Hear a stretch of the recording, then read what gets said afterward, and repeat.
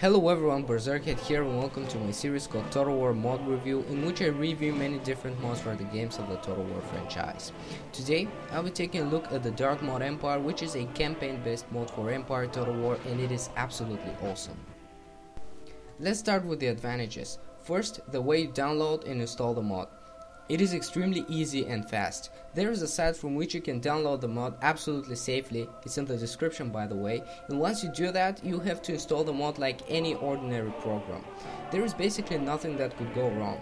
No file copying, no difficult operations. You just open the install wizard, follow the steps, wait for some time, and you have the Dark Mod for Empire Total War. Also, the guys who make the Dark mods have a Twitter and Facebook pages from which you can receive news, screenshots and other good stuff related to their mods. The next advantage of the mod is the setup launcher, which you see just before the game starts and which my fraps absolutely refuse to record, so you'll just see screenshots. From this launcher you can customize everything that you can ever imagine. You can change the number of turns per year, you can mess up with the graphics, you can even adjust the amount of artillery that you'll be able to use. But enough about that, let's see what the mod offers when you actually start the game. The first thing is the campaign. It offers more factions that are completely updated. Now you're going to be able to play some factions that weren't playable before, such as the Cherokee Nations or the Iraqi Confederacy. The mod also adds some new factions that unfortunately aren't playable, such as the 13 colonies. Once you start the campaign, you're not going to find a map much different from the original one, but when you get into the game you're going to realize that the campaign still feels much different. This is due to the fact that there are many new units and the AI behavior is improved, which definitely makes the campaign different in a good way. But it gets really cool once you get into a battle. First, as you can expect, the battle AI is smarter and it won't do stupid moves like it did in the vanilla version. But more importantly, there are other things that make the battles better. The range of the muskets is improved, the regiment sizes are way bigger, and the melee combat is more realistic. But I haven't mentioned my favorite features yet. The Blood and Smoke mod plus the Drum F5 mod are included. Thanks to these two mods, your battles will look and sound more realistic. Well, the best way to demonstrate that will be just to show you some gameplay footage, so just watch this and listen carefully.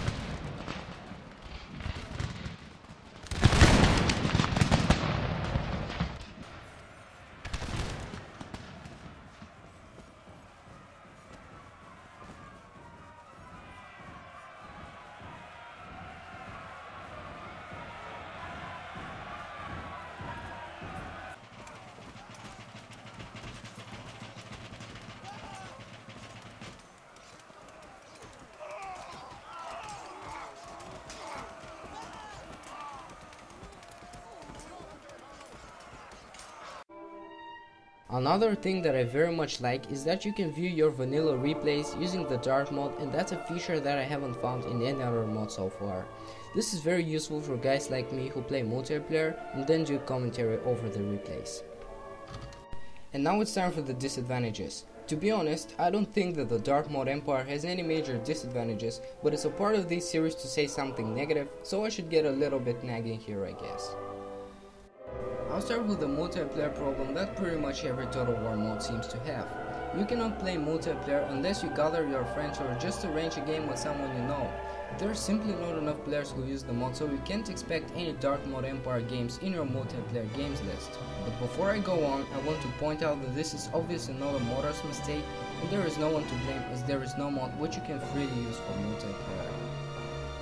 A thing that kinda irritated me were the menus. You can see some gameplay running in the background, but the quality is terrible, plus the cursor is visible.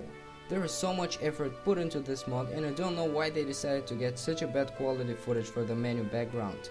I personally could have done this way better, and if the modders have any intention of fixing that, I'm willing to provide them with a better quality videos to put in the background. And the last thing that I want to mention is that although there are many new factions, not all of them are playable. But this is completely understandable because Empire Total War is not like Rome or Medieval, in which you develop a country in pretty much the same way and you build pretty much the same buildings. Empire Total War is newer and it's completely different, and also Enlightenment Age countries are much more complicated to govern than the ancient and medieval ones. Anyways, these were all the major advantages and disadvantages of the mod.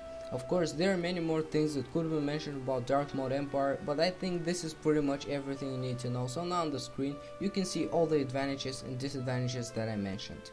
Hopefully after watching this video, you'll be able to decide whether to download and install the mod or not. My name is Berserkhead and I hope you liked the video. See you next time, goodbye.